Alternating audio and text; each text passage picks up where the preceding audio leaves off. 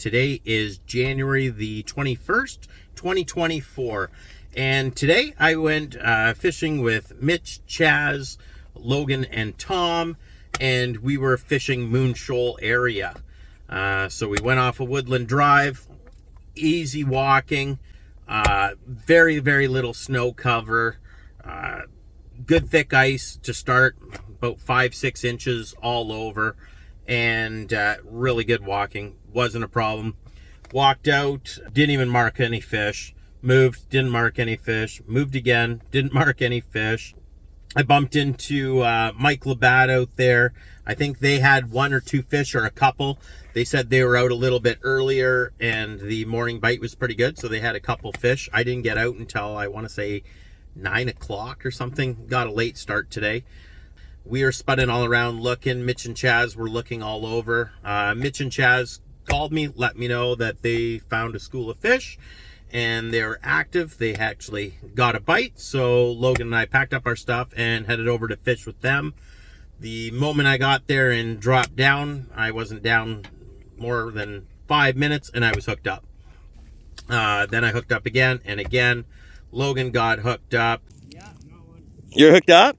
You, buddy. Hooked up. And then I think Logan caught another one. I got another one. I started running 2 rods. I hooked up on this rod, hooked up on this rod. I had 2 rods going. One was a small whitefish, one was a big whitefish. They were wrapped. I called over to Logan to come over and grab the other rod. He grabbed the other rod. That one got off and I landed the bigger whitefish. Huh? I just had double header. Yeah. Oh yeah, buddy. Just crushing them. So overall, really good fishing.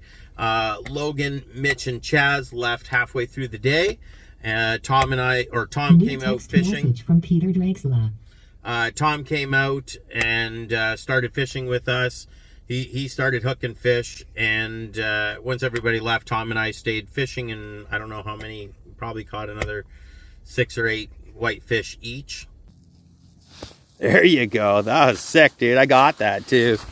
So we ended the day with, I would say, somewhere around 40-45 whitefish between the 5 of us.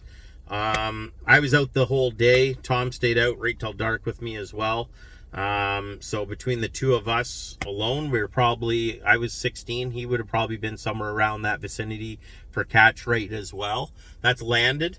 The fish were biting really, really good. Tom was nailing most of his stuff on like a stealth invader on the bottom. Man, I'm really choking this stealth invader. Just inhaling it. Come on, get it out. Looking for a color 309 or touchdown.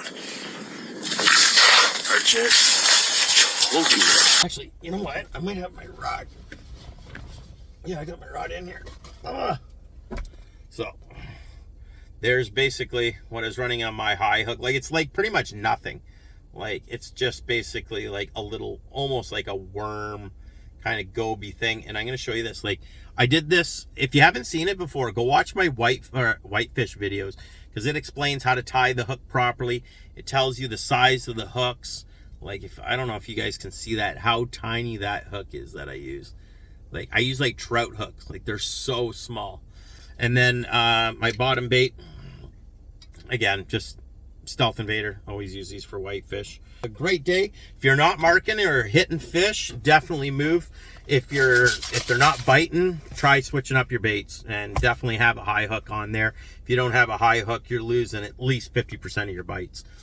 So that's fishing report for Moon Shoal. Let's go to ice report, because now you hear the fishing report, you guys are obviously going to want to try to go there and fish there. So what I can say is ice, you got a good solid 5 to 6 inches out to the fault line, the major fault line. You'll see exactly where it is.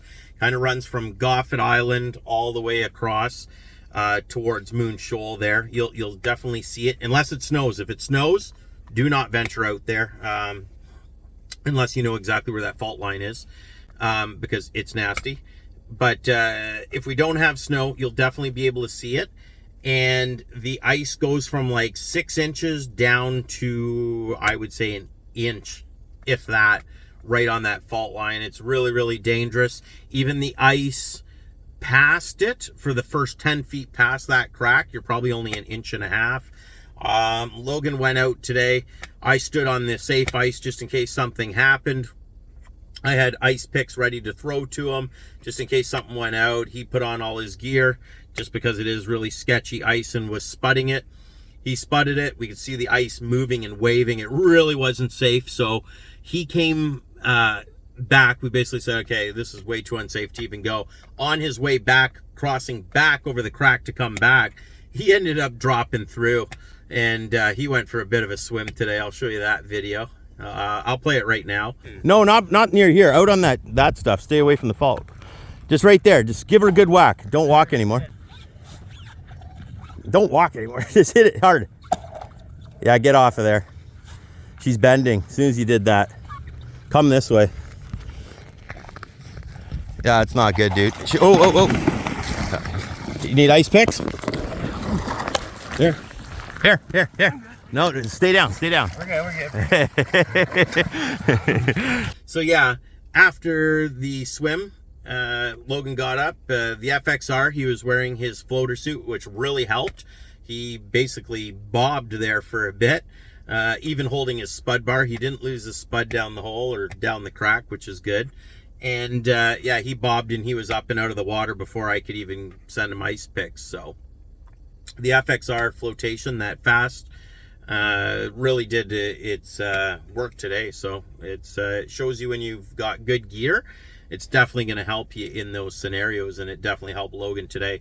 So yeah, we checked a couple other areas of ice, but it wasn't really good, and I highly don't recommend going past the fault line. There was a few guys out past. They went way out. They went almost to Whitefish Shoal, they said. They couldn't quite make it to Whitefish. Whitefish only had about like an inch and a half of ice. They were on 3 inches, they said, 2.5, 3 inches towards Whitefish.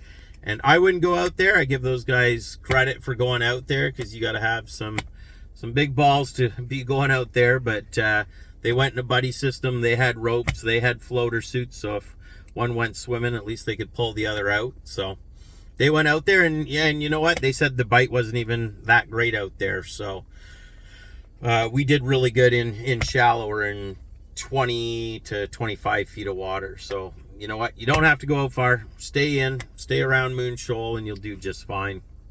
That's about it. And everybody pray that the coming weather this Wednesday, Thursday of this week, these plus temperatures and possible rain doesn't ruin the ice that we do have. So, because it's not even that great.